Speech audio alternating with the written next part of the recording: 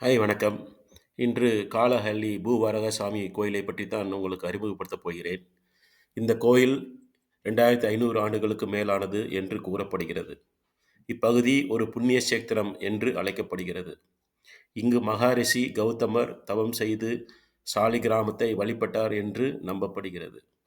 பல வருடங்களுக்கு பின்னர் புராண கதைப்படி ஹொய்சால மன்னன் வீரபல்லாளன் வேட்டையாட சென்று காற்றில் தவறி திசை தெரியாமல் போனார். பெரிய மரத்தின் நிழலில் ஓய்வு எடுத்துக் கொண்டிருந்த போது ஒரு நாய் முயலை விரட்டிச் சென்றதை அவர் கண்டார்.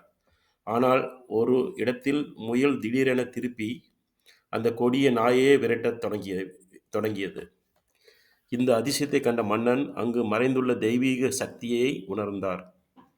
அந்த இடத்தில் தோண்டிய போது பிரளய வாராக சுவாமியின் திருவுருவம் மண்ணுக்குள் புதைந்து இருந்தது. அதை அவர் எடுத்து செய்து ஆலயத்தில் பிரதிஷ்டை செய்து தினசரி பூஜைகள் நடத்தினார்.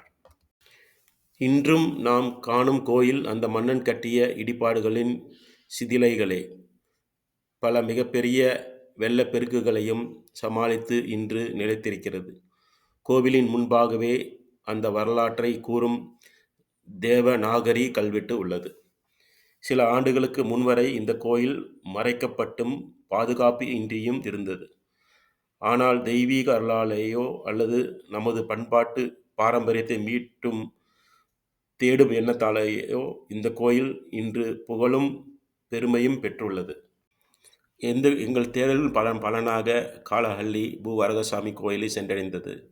ஹேமாவதி நதிக்கரையில் பின்னீர் பகுதிக்கு அருகில் உள்ள கோபாலகிருஷ்ணன் கோயிலை பார்வையிட்ட போது பார்த்த திசை எல்லாம் பரவசம்தான். தொடர்ந்து மீண்டும் மீண்டும் செல்ல தோண்டும் கோயில் இது. இந்த கோயில் மாண்டியா மாவட்டம் கேஆர்பேட் தாலுக் காலஹள்ளி கிராமத்தில் ஹேமாவதி நதிக்கரையில் அமைந்துள்ளது. பல வெள்ளங்களை தாங்கி நிற்கிறது. கோயில் சாம்பல் நிற கற்களால் செவ்வக வடிவில் கட்டப்பட்டுள்ளது.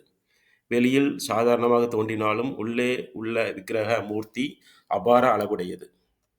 இக்கோயில் 2 பாகங்களாக பிரிக்கப்பட்டுள்ளது. கர்ப்பகிரகம், வெளியங்கானம். பிரதான தெய்வம் பூவரக சுவாமி. இது விஷ்ணுவின் 3ஆம் அவதாரம். அவர் பிரளய வாராகசாமி என்றும் ஆதி வாராக மகாசி என்றும் அழைக்கப்படுகிறார். இந்த அவதாரத்தில் விஷ்ணு பகவான் வாராக காட்டுப்பன்றி உருவில் தோன்றி ஹிரண்யன் என்ற அசுரனிடமிருந்து பூமாதேவியை காப்பாற்றினார். பூவாரக சாமி விக்கிரகம் உயரம் 18 அடி. சுகாசனத்தில் அமர்ந்துள்ளார். ஒரு கால் தரையில் மற்றொன்று மடக்கி வைத்திருக்கிறார். காந்தகி நதியில் கிடைக்கும் சாலிகிராம கல்லால் செதுக்கப்பட்டுள்ளது.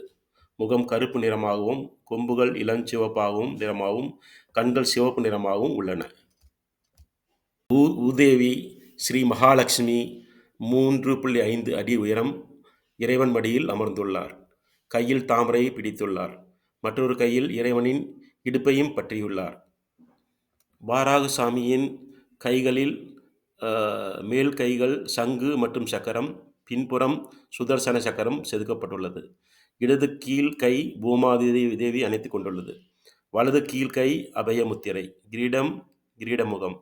பூதேவி கரண்ட முகம். மேலும் முக்கிய விக்கிரகத்தின் கீழ் ஹனுமன் விக்கிரகமும் செதுக்கப்பட்டுள்ளது. தகவல்கள்: இந்த விக்கிரகத்தை முனிவர் கௌதம புத்தர் சுமார் 2500 ஆண்டுகளுக்கு முன் பிரதிஷ்டை செய்தார் என்று கூறப்படுகிறது. விக்கிரகம் மிகவும் பெரியது, மேன்மையானது என்றாலும் அதிலிருந்து வரும் ஆற்றல் மென்மையும் உறுதியும் ஆறுதலாக உள்ளது. தெய்வத்தின் பிறந்த நட்சத்திரம் ரேவதி. தை மாதத்தில் வாராக ஜெயந்தியில் 108 கலச அபிஷேகம் நடைபெறும். இக்கோயிலை இடம்பெயர்த்து மாற்றப்பட்ட நிலையிலிருந்து மீட்டெடுத்தவர் இங்கிருந்த ஸ்ரீ வெங்கட்ராமையா. அவர் பரகால மட சுவாமிகளை அழைத்து சென்றார். சுவாமிகள் உணர்ச்சி வசப்பட்டு கோயிலின் மேம்பாட்டில் ஆர்வம் காட்டி நிரந்தர பூஜைகள் அபிஷேகங்கள் நடைபெற ஏற்பாடு செய்தார். இப்பொழுது முழு நேர அர்ச்சகர் தினசரி பூஜை செய்கிறார். புதிய கோபுரம் எழுப்பப்படுகிறது. சுற்றுப்புற சுவர்களும் பலப்படுத்தப்பட்டு அழகுபடுத்தப்பட்டு வருகின்றன. இந்த கோயில் முழுமையடைய இன்னும் 2-3 ஆண்டுகளில் நிறைவடையும் என்று கருதப்படுகிறது. இந்த கோயில் நீங்கள் சென்றால் கண்டிப்பாக ஒரு புண்ணிய இது கிடைக்கும். நீங்கள் மறக்காமல் இந்த கோயிலுக்கு சென்று பூவரகசாமியின் அருளை பெற்று வீடும் மனையும் புகழும் பெற்று வாழ என்னுடைய வாழ்த்துக்கள். என்னுடைய சேனலை சப்ஸ்கிரைப் செய்தவர்களுக்கும், கமெண்ட்ஸ் ஷேர் பண்ணி ஹைப் செய்வதற்கு மிக்க நன்றி. பூவாகசாமி. ஜெய் பூவாகசாமி.